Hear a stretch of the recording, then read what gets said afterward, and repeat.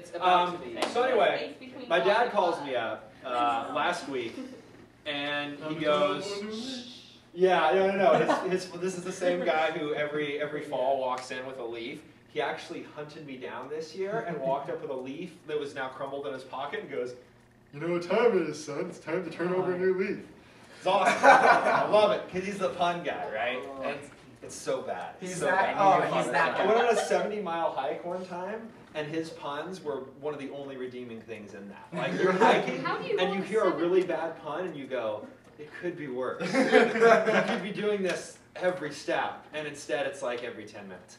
Anyway, so he calls me up and he goes, so I'm gonna, you guys know what soldering is, right? Yeah. Right? Soldering iron. Yeah. Just explain to those you're working with who might electronics. not know. Yeah, so basically you're getting a really hot iron and fusing electronic parts together, okay? So anyway, so my dad calls me up and goes, hey, I need your help. I'm gonna solder some stuff and I'll hold it if you'll work the soldering iron. I said, Dad, I'll hold it if you work it. Right.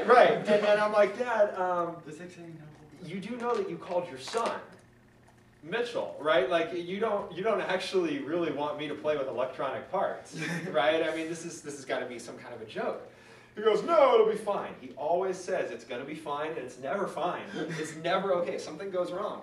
So he goes, no, it's going to be fine. I said, look, the last time that I even tried to do this kind of thing, it was 4 years ago. My buddy Adam, not the one you guys know, looks at me and goes, maybe next time we should have somebody else do this. But he didn't mean him. He knew how to do it. It was more like a we, like the royal we, like you should never do this again. I mean, it went okay, right? But it was a little touch and go, right? So anyway, I told my dad, I was like, I really don't think I'm the guy for the job. He goes, no, it's going to be fine. Anyway, it ended up being okay. We have, fire insurance on the house, so it's okay. But I was just thinking earlier today about youth group actually, and I was kind of laughing. I was like, sometimes I don't know why God picks me to do any of this kind of stuff. Like, I really don't. I love it, but I don't know how I got here, and it was funny as I was thinking about that. I thought about how many, like we've talked about all this stuff, like God taking you on an adventure, right? Has been a big theme that's been coming up, and God loving on you, a big thing that's been coming up. And I don't know, I catch myself sometimes going like, it's like you're asking me to solder something. Like, are you asking the right guy? And I thought of two stories that really are kind of indicative of how God actually picks people to do stuff, and you wouldn't normally expect it. Because I don't know about the rest of you guys, but growing up, every time that I think that God is asking somebody to do something, or trusting somebody to do something, or wanting to do something with somebody, it's the people who are really good, right? They're really holy, what was that? I was reading about this in psychology the other week for one of my classes.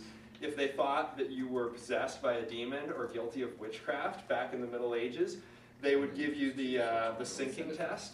So they would toss you in a river, and if you floated, then you were a witch, which meant you were going to get hung or burned at the stake. If you sunk, it meant that you weren't a witch, but of course you were dead, right? And so that's literally where the phrase "damned if you do, damned if you don't" came from, because you were damned either way, right? What I do is I swim underwater, downstream, away.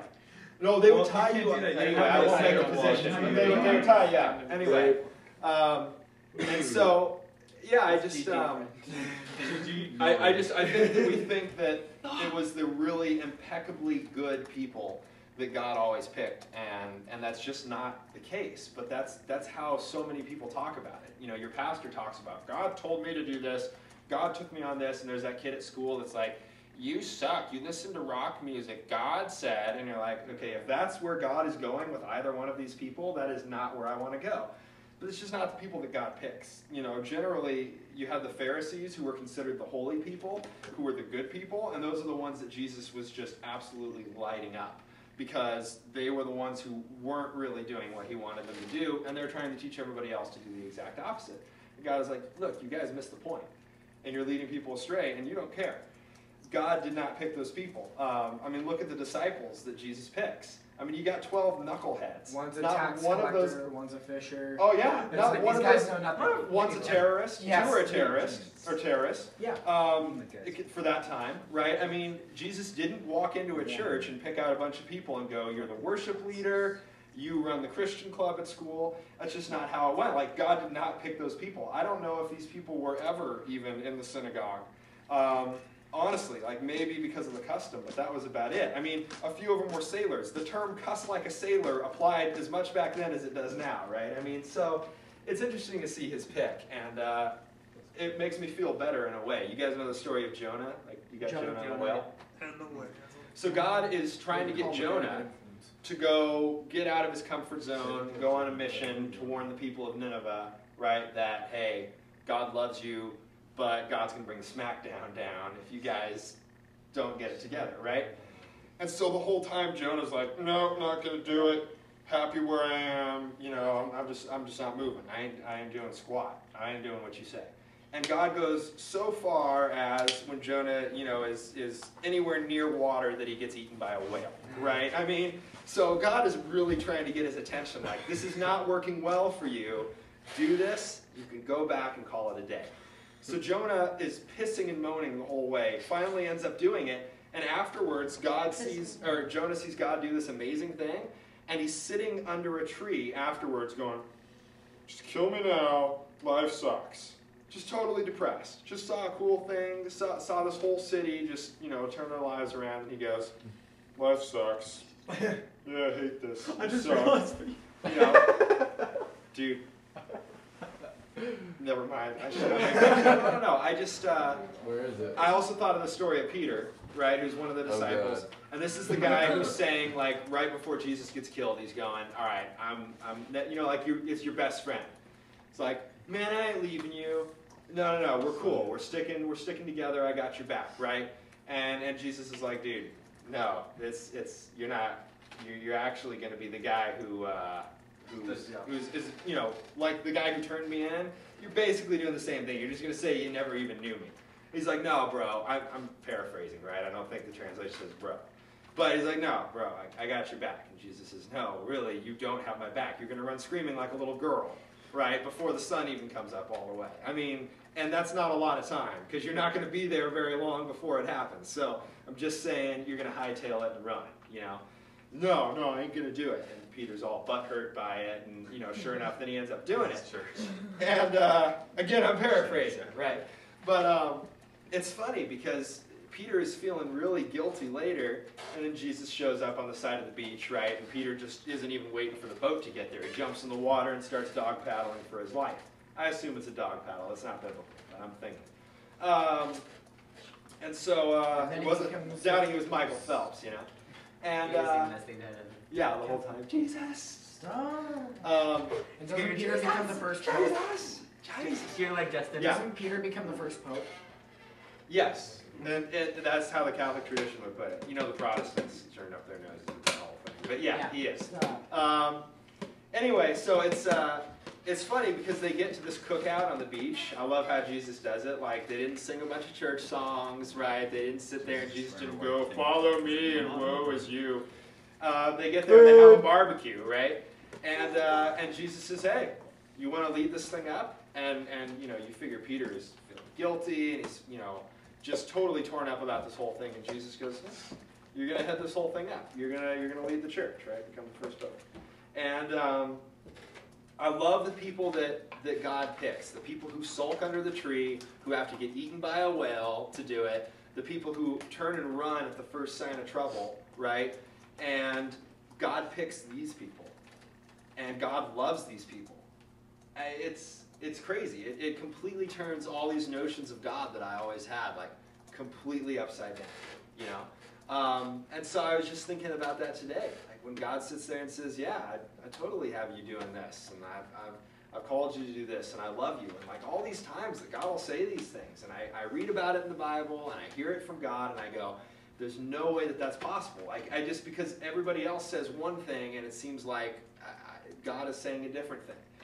And then I hear these stories about Jonah, and I see the story about Peter. And I go, man, maybe I think about this stuff wrong. And I don't know, it's really encouraging to me, in one part, to sit there and go, yeah, God loves me that much. And yeah, God has an adventure for me, and I'm a knucklehead, and that's okay. I mean, we're working on it, but it's still like, that's no change from what God has always done. It's also, on the flip side, I thought about this right before I got to your house, too. I'm thinking about this the whole way. Right before I got there, I thought about it, and it was also kind of convicting in a way. Because if Jonah doesn't do what he does, God's not talking to anybody else at that point. Like, God has said, Jonah, you're the one that's going to do it. And he puts all this effort into Jonah doing it because Jonah's the guy for the job. If Jonah doesn't end up doing it, what happens to that city? Dun dun. Right? If Peter doesn't lead the church, does the church spring up as well as it does? There's a reason why Jesus picks Peter to do it. What if Peter is feeling so guilty and so bad about it, and Peter goes and does what Judas does and hangs himself? You know? What happens if these people don't take a part in the adventure and the love story that God has for them? Things don't turn out the same. And then it kind of makes it not only an amazing truth that God loves and cares and still says, hey, I got something for you. I mean, not only is that then really cool in one respect, but it's also kind of convicting in the other, because it's like, wait a second, I have something to do in this life. If I don't do it, no one else is going to do it, right? You may not become the next pope, right? You may not go and see an entire group of people, you know, saved, but what about your group of friends, right? What about your family? What about going to those people? Well, what happens if you don't do it? If you don't do it, I'm not sure anybody else will. Right? Who does God have you to love, to reach out to? And God trying to do the same thing to you. And, man, if you don't do it, nobody else is going to. It's a really cool thing. At the same time, it's kind of a convicting kind of a deal. So I want to feed you that food for thought. You guys can get into groups. I'll let y'all divide them up. But I had a few questions for you to make this practical. Because I've spent the last few weeks really trying to work on my approach, and that's why we haven't had a sermon, to try to make this stuff more practical. And one of the ways I want to do that is asking a few questions. So 3 things. You know those questions at the end of your textbook that are really corny? Like, I tried not to do the corny questions, but they're still really like something my dad would ask. Right? It's the turning over the new leaf. What whale is God sending to get your attention? Right? It's a pun. It's pun. Right? Okay. It hurts. So what whale is God sending to get your attention? Do you feel guilty at all or needing to impress God to be loved by God? We kind of talked about that with Peter, right? How he was just so driven by guilt, and he almost went the route, he could have gone the route of Judas and totally missed that. I think that's a good question too. So what's getting in the way of God loving you and God leading you? Maybe that's on your end, right? Is it guilt? Is it not caring? So what whale is God sending to get your attention? What's keeping you from actually engaging in that? Actually, I'll do those 2. That's it. What is it? So, What whale? is there a whale that God is sending to get your attention? Every time. What's up? Every time. Like it's down Every time. Every time. I love it. Fills my soul. It's going on top. And anyway, I'll give an example of both, so that you guys kind of get a little bit of an idea. And if you guys don't know, that's fine. Like, I don't mean to go off topic, but I know that probably a lot of this group, if not, probably a lot of this group, you guys aren't necessarily Christians. And I get that, and that's totally okay. So an okay answer is, I don't know and I don't care. Don't sit there and think I'm gonna hate on you because that's your answer. That's fine. But if you have an answer, if you want to answer, if you want to think about it, please do, by all means. That's part of the reason why we're here. We're having a good time, we're chilling out, but part of what I do is to introduce you guys to this stuff. So, by all means, I understand that you may not have an answer and you may not care. That's fine. Like, I'm totally not gonna like get out the proverbial whip. But I do want to introduce this stuff to you guys. When I was back in high school, I said this when I first took over, like the very first day. When I was in high school, I really didn't care. I don't remember anything that my youth pastor talked about in high school. And I said I was a Christian, but I really didn't care. And so it's weird coming back being youth pastor, because it's like, why would I expect anybody to care any more than I did? And I don't really expect you guys to care more than I did. But I wish that somebody had made it more relevant to me, so I could have sat there and gone, maybe I do care about that. You know, maybe there is something I want here. And so that's what I do when I do this stuff. That's it. I'm tossing it out there. You guys do with it what you want. So yeah, anyway, so to give an example, like what is God sending to get my attention? I've kind of told this story before, but it was a few years ago where a bunch of stuff went wrong in my life. Truck broke down, girlfriend and I broke up. I didn't have a dog to die, but my guitar crapped out on me, so that was even worse. No diarrhea. Inside joke. What's up? I like to Chocolate bears. It's worse.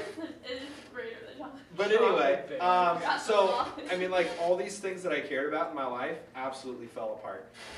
And there was an event that had happened about 2 years before that where I was at this church and this girl supposedly had this prophetic vision, as they call it, right? And she said, God is saying, hand over the paintbrushes. And you keep resisting. And God says, you know, you turn to God and you're painting this picture. And God says, no, I like it. I mean, it's good, but you're going to like what I paint better. Well, let me paint it. And you're like, no, I can make it better. And then you paint over it and you do something different with it. And then you're like, how about now? And God goes, no, I mean, it's really nice. It really is. I'm not knocking it, but, you know, come on. I can do better than this. You're going to love it.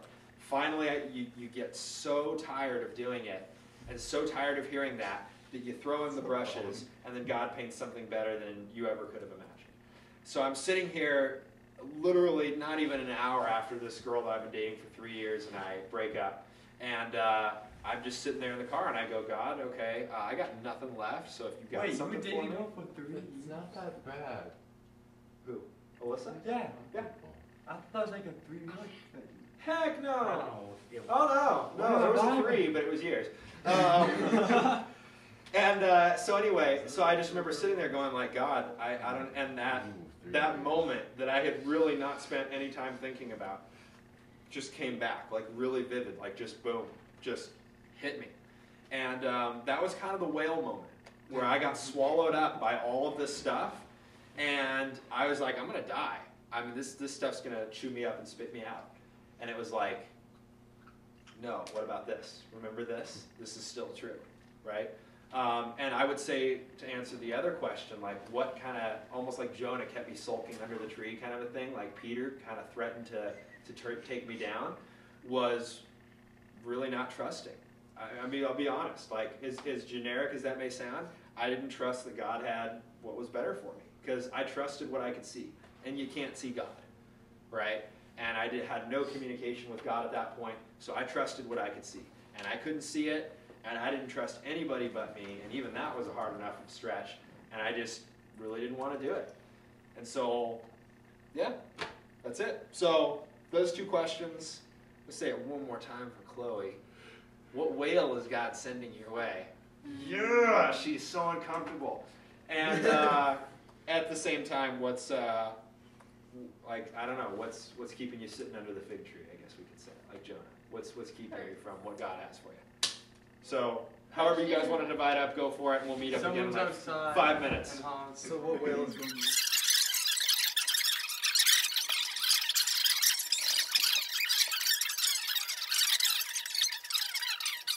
All right, so Kyle is going to join us for the discussion. He's been briefed. So what do you guys think? All right, Joe, go for it. Okay, so to be completely honest, I do not know what whale I am supposed to jump into. So, Jump on it. Jump on it. I mean, Like you and guys, the reason why I don't know is because I am stuck under the tree of figs, and I am sitting there because I don't know which one to take. Because I feel like, oh, hey, you know, Joe, you'd be good at music, so why don't you try this? And it's like, oh, okay, maybe this. It's like, oh, hey, you like helping people, why don't you try this? Oh, hey, you like history, so why don't you be a history teacher? Okay. I feel like there's so many things calling me. I really don't know which one God wants me to do. Okay. Awesome. So yeah. I don't think you're the only one. Good answer. Awesome. Thank you for the honesty, man. Who else has got one? Anybody? Shanae. Yeah. That's your new name. I guess we all kind of heard different versions of the question, but what I guess what I thought the question was, what do you It was feel open to interpretation. God so that's fine. calling you to do something, and are you, ignoring it necessarily? And, I believe that God has a plan for everyone, and sometimes necessarily it's like a long-term plan, but there's little bullet points along the way, and I think right now God might be calling me to forgive my dad for sort of leading me onto a path of self-destruction. In a Okay. sense. Okay. All I don't right. need to clap. Don't clap, it's hard. She wants a standing ovation. It's different than a clap. I'm kidding.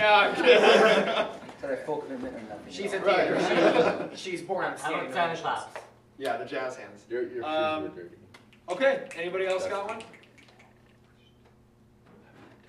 This one was kind of a deep one, so it's a little different. I get it. Either one. Either one. What's the second question? Because it changed. Yeah, I'll elaborate I like with that, you Rich. guys. I I like might have the thrown sound out. of that better But than it's yes, basically but what's so much keeping better. you under the fig tree, right? Basically, like Jonah was. Like, what's keeping you from what God has for you? Like, from God loving on you for what God has for you guys. Well, you love that. That's That's woman. the For me, it's probably just like other teenagers kind of Okay. pressuring you. To not go a certain way. Okay. I guess. And So the people around you, yeah, big time. influence. Yeah, that doesn't change as you get older. You still got people around you who, it's like, well, if I say something, what are these guys going to do? Like, what do they think of me? What are they going to think of me? It's Are they more gonna leave me important behind? because they're the ones deciding your job. Yeah, absolutely. Yeah, it really starts to come down to a paycheck at that point. Yeah, sure. That's good. Awesome, man. All right, anybody else? Load I show. guess keeping me under the fig tree is trying to please everyone else but myself, not focusing on me and my relationships with everyone around me and trying to make everyone else happy. Okay. Awesome. I know that one well. Yeah, for sure. It reminds me of what Jesus said when he said, what good would it do you to gain the whole world but lose your soul? You guys have heard that one before. And it's not just money. Like, you can get all this approval from people, right? And lose your mind and lose your heart doing it. You've lost who you are. And you wake up one day and all of a sudden, whether you're 15 or 50, and you go, wow, this isn't right. I'm not enjoying this. I lost something that I can't, I feel like I can't get back at some point. So that's tough. Pretty sure. Hopefully you're not there yet, but I did get there. You guys know from my story. So yeah. All right. Anybody else? You want to add anything? Oh, Mike's go. Yeah, so I think something that's keeping me on the fig tree is I generally overthink things too a lot. Okay. So when I overthink these things to a point where I probably shouldn't do it, probably just in my head. Okay. To that kind of point. Gotcha. It's only a good idea in my head. It wouldn't actually work out. Yeah. Nice. Yeah. Awesome. Anything you want to add? Kind of came out on the tail end, so don't want to put you on the spot. About what's keeping me under the fig tree? Sure. Well, I have a serious fig Newton problem. Yes! Those things are the best. So I mean, if I was at the source, I don't think that I would be compelled to leave anytime soon. We could totally make a sermon off that, though. I mean, that's just. do so much. We need to have an intervention. You just- Yeah, what are we gonna do? Buy out all the food needs in the valley? He's got a car. He's gonna drive. Well, I think the things that hold me back from doing what God wants me to do is just simply fear. I don't think it has to be anything elaborate. I get afraid of what's going to happen. I get afraid of what it's going to cost me if I let go of the things I'm comfortable with. Yeah, Um, like you said. I get afraid that the kind of the life that I've planned and the life that I've been working so hard to achieve could just be gone the next day. Right? Like if I change course, if I change, then what becomes of everything that I've built so far? Okay. And so I think that just very simple, very straight up fear is probably is as paralyzing as anything else. Cool. Okay. Awesome. Thanks, man. So real quick, I mean, obviously we could go into more depth on this one, but what would you guys do? I mean, having talked about all this stuff, what's your solution, right? Obviously we can't go into huge detail, but I feel like we've talked about this in a lot of ways already. In some way we've already addressed a lot of the solutions. So now bringing all those back and now making them, you know, actually work for you here. You know, what do you do if you're afraid? Because, I mean, fear is natural, right? I don't think anyone's going to fault you for being afraid, like, hey, I worked really hard for this. I think this is going to destroy me. You know, unless you're Evel Knievel, you're probably not the kind of person who goes, yeah, who cares anyway? I'm just going to go and do it. Like, for good reason, that's there. But do you know that God has your best interests? Like, we've talked a lot about that one. But you don't really test that out until you start doing it. When it comes down to like, hey, I'm really afraid of this, but I don't have to be. And I know that God is saying, I have this for you. Like I told you with the paintbrushes story. It was for me. Like, I'm going to paint you something better. It was so hard every day. And that's the part of the story. Like, you see all these movies, and you watch, you know, James Bond go and jump off a building, and you're like, oh man, that was totally easy for him. No big deal. But if somebody asked you to jump off the building, it's like, oh, there's no way that's happening, right? But I don't know. Over the summer, I climbed Half Dome. I am not good with heights. I've never been so scared in my life. And I watched everybody walk up and down that thing, and 9 out of 10 people were scared to death, just like me. But if you were to film that and post it on the internet, you couldn't sense the fear because you weren't there. You're just watching it on film, right? Especially the fear of being behind your cousin. Yeah, exactly. He's the guy that trips over the thought of tripping. And so it's just, you don't always see these things played out. You read the stories in the Bible, and you hear my story, and you go, oh, that must have been pretty easy. Like, yeah, you doubted, but then you trusted, and it was fine. It's not that easy. You're afraid of all these things, and you're going to keep being afraid until you learn to trust. And how do you learn to trust? Just say it one step at a time. Like, God, okay, if this is what you have, one day at a time. I'm going to walk through the fear, kind of thing. So that's one way. Anything you learned from your... Well, I also think it comes down to our genuine picture of God. Yeah. We can say that we believe a lot of things, but if there isn't an action that comes about at the end of that belief, then it's not really a belief. Yeah, sure. Right? Because like if let's say they go, oh yeah, I believe this chair is going to catch me if I sit down. But if I don't really believe this chair is going to catch me if I sit down, there's no way I'm going to sit down on it, Yeah. right? Like, because an action is always going to be at the tail end of a belief. Sure. Because how you believe is going to affect how you act. It's going to affect the steps you take. It's going to affect everything.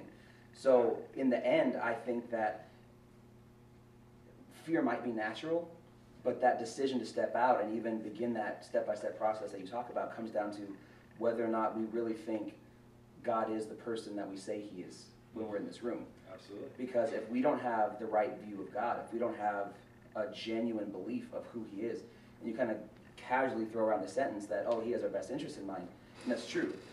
But it might not be that simple for everybody else to say that. Yeah. Right? Well, it's I'm guessing that there's, you know, those of us in this room who aren't that quick to say, wow, I don't really know if God has my best interest in mind or not. And with an incorrect view of God, with an incorrect belief, it's always going to lead to an incorrect action. Yeah, absolutely. It's always going to lead to staying under the tree. Cool. All right. Makes sense?